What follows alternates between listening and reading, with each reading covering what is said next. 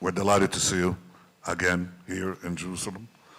And we're very grateful for the constancy of your support, the unflagging nature of your support, the faith that resonates from your hearts and your minds for the eternity of Israel. It is a miracle of history, so it seems.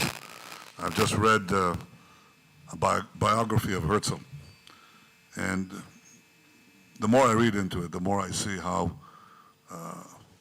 blessed we were as a people to have this extraordinary man at the age of 36 become our modern Moses.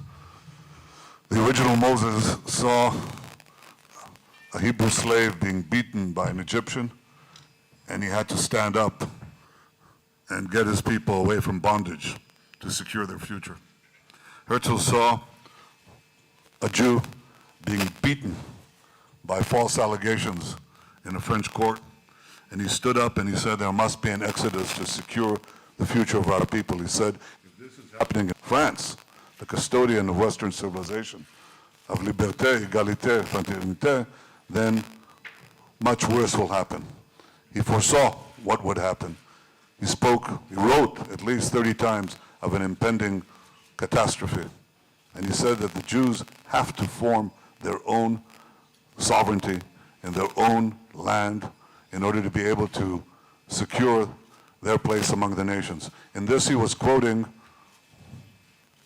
without knowing it, he was quoting Hess and Pinsker. He didn't even read them. But he was also quoting George Eliot, the British writer, who said exactly the same thing in her fabulous novel, Daniel de Ronda, speaking of Zionism. There was some, in the 19th century, British proto-Zionism. There was the emergence of Jewish Zionism under Herzl that changed our history. It didn't change it fast enough to secure the 6 million who perished in the Holocaust. That was too late for them. But we did create a bridgehead here with 600,000 Jews. And that enabled us to assure the future of the Jewish people. Because without the state of Israel, there is no future for the Jewish people. With the state of Israel secure, powerful, there's no limit. And indeed, this is what we have today. But we had to go in my father's generation and my grandfather's generation. My grandfather, who was a great supporter of Herzl, but broke with him over Uganda, who attended the 8th Zionist Congress in The Hague. It used to be a good city. The Hague, in 1908. They understood that the first thing they have to do to prevent a catastrophe from the Jewish people is to get the dry bones to reassemble themselves and create an independent state.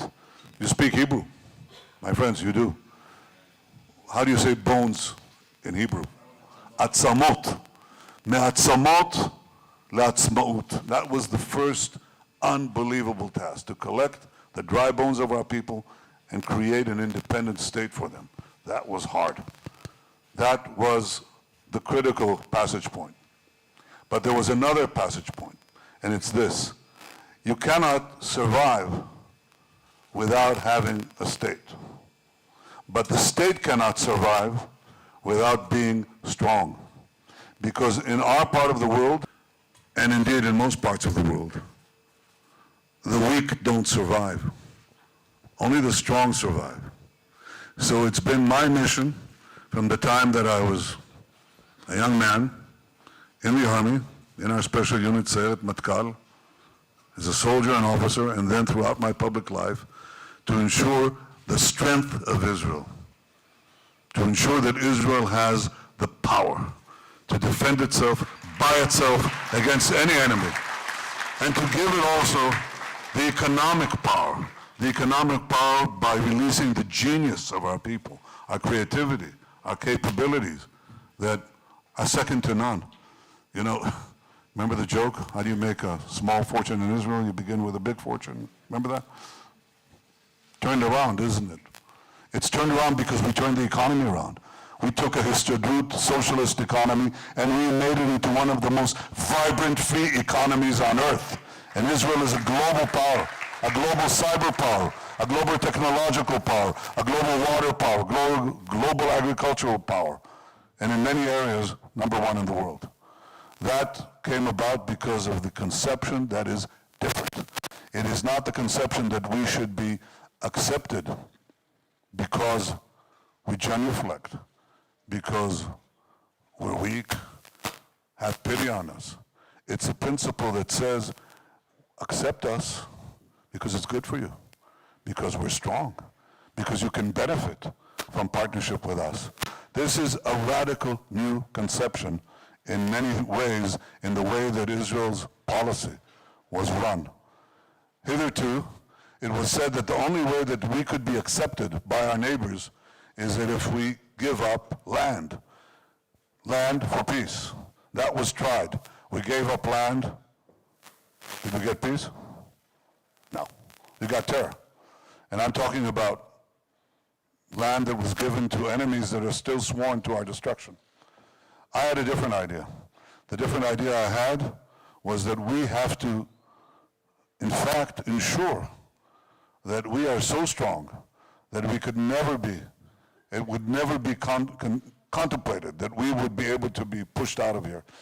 And through this strength, we would create peace gradually with our Arab neighbors. That is, in fact, being demonstrated every day. For the last 3 years, I worked very closely with a good friend of mine, President Trump. We've never had a better friend of Israel in the White House. I work with President Trump and his team to fashion a different plan for peace in the Middle East. And this is a different one altogether. The first thing that happened was that President Trump had promised that he would move, or he would recognize Jerusalem as Israel's capital. He did it. The second thing is that he promised to move the American embassy to Jerusalem. He did that. The third thing is that he promised to recognize our sovereignty in the Golan Heights. He did that too. You could applaud that. I mean, I think these are great things. Okay. The fourth thing that he did was that he refused, or rather recognized, the legitimacy of Israeli settlement in our ancestral homeland in Judea, Samaria. These are four things. They were preceded by a fifth thing, which is no less important. He withdrew from the dangerous Iran nuclear deal that is critical for our security. So you see, step by step by step by step, until a few weeks ago, I stood as an Israeli prime minister in Washington next to the President of the United States, who said that the United States will recognize Israel's sovereignty over the Jordan Valley, the northern Dead Sea, and all the communities, the Jewish communities, large and small, in Judea and Samaria. This is a breakthrough. And this is not conditional in any way. It's not conditional on Palestinian acceptance of the Trump plan. Whether they accept it or not, it's going to happen. It's going to happen once we complete the mapping process, which we've begun in earnest. This man, among other things, stand up. Okay. You should applaud this man because he's doing a mitzvah, and an American team, and we're working together to finish this as fast as possible. That's important. Now, what is the position of the Palestinians? Well, they have to consider the elements of the Trump plan that are not involved at all in this matter between the United States and us. In order to enter the negotiations, they have to fulfill certain conditions. By the way, this is a historic change. In all previous plans submitted by previous American administrations, it was Israel that had to make concrete concessions in order to enter the negotiations, and the Palestinians were required to do nothing. Nada in English, nothing, absolutely nothing, okay? And in fact, we were asked time and time again to freeze construction in the settlements or to release Palestinian prisoners. This time, it's reversed. The Palestinians are required to enter the negotiations to do two things: to stop paying terrorists and to withdraw all their claims against Israel at the ICC in The Hague. That's the first two conditions. To complete the negotiations, the Palestinians have to, do you know all this? No? Well, to complete the negotiations, I suggest you fasten your seatbelts, because this is going to be some ride, okay? The first thing they have to do is to recognize Israel as the Jewish state, recognize the United Jerusalem as Israel's capital, give up completely the right of return, accept completely, recognize Israel as the power responsible for security everywhere west of the Jordan, recognize our sovereignty in the places that I mentioned, and also adopt a constitution, a democratic constitution that assures democratic rights, free speech, free elections, freedom of religion, and a few other things. This is a short list. It's longer, actually. The interesting thing is, oh, by the way, they also have to disarm Hamas and demilitarize Gaza. These are some of the conditions, not all of them, in order for the Palestinians to complete the negotiation. Do you like these conditions? Yeah?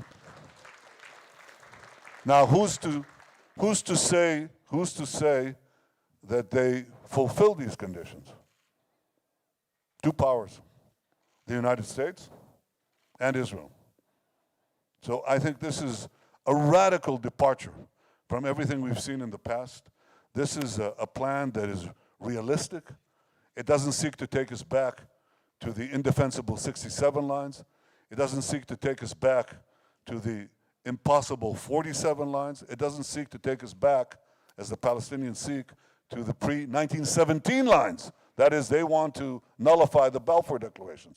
This is a plan that says to the Palestinians and to the world, this is it. Israel is here to stay. Thank you all.